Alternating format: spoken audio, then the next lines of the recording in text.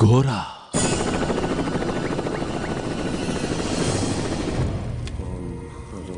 ఎంతో మోజుపడ్డాను ఘోరా, కానీ దాన్ని ముట్టుకోవడం కూడా కుదరలేదు. తాకపోతే ఎవడో నా తల నరికేస్తున్నట్టయింది. పిచ్చెక్కిపోతోంది ఘోరా. ఈ చేతులతో చంపేయాలన్న కసి, గుండెల్లో ఏదో తెలియని పగ. మా ఇద్దరి మధ్యలో వస్తున్నదెవరు? నాకు సమాధానం కావాలి ఘోరా. ఈ ఘోరా దగ్గర సమాధానం దొరకని ప్రశ్నే లేదు రఘువీర్.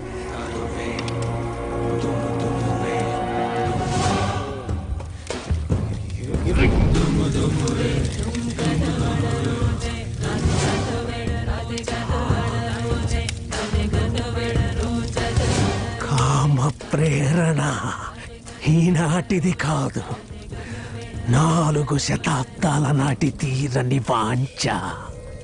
400 కిందట ఇదే ఉదయఘట్కి సేనాధిపతివి నువ్వు.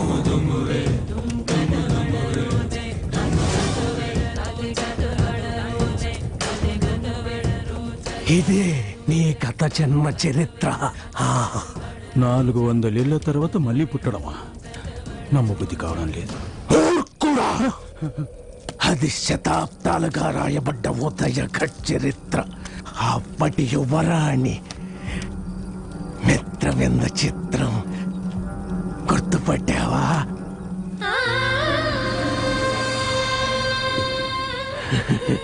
తన కోసం వెర్రెత్తి చచ్చిన రణదేవ్ బిల్లావి నువ్వు.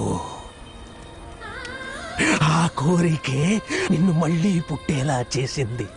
ఆ మదోన్మాదమే తన కోసం నిన్ను ఏమైనా చెయ్యడానికి ఉసిగొలుపుతోంది. మీరిద్దరూ పుట్టినట్టే పోగొట్టుకున్న దాన్ని దక్కించుకోవడానికి వీడు పుట్టాడు. వాడు బతికొండగా నువ్వు దాన్ని ముట్టుకోలేవు. తను నీ సొంతం కావాలంటే వాడంతం చూడాలి.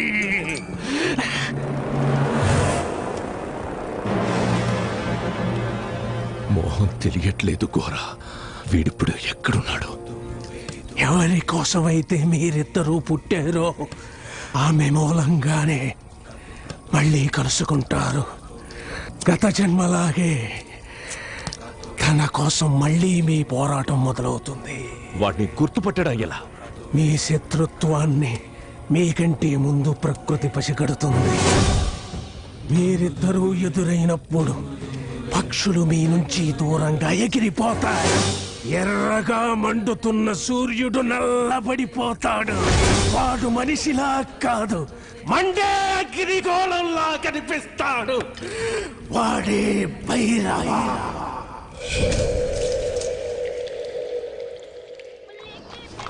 సలీం భాయ్ దో చాయ్.